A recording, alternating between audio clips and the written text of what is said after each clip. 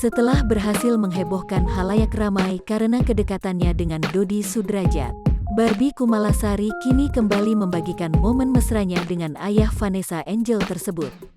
Sebelumnya sempat malu-malu saat mengungkap panggilan khusus untuk Dodi Sudrajat. Barbie Kumalasari kini justru dengan percaya dirinya memanggil Mami Papi.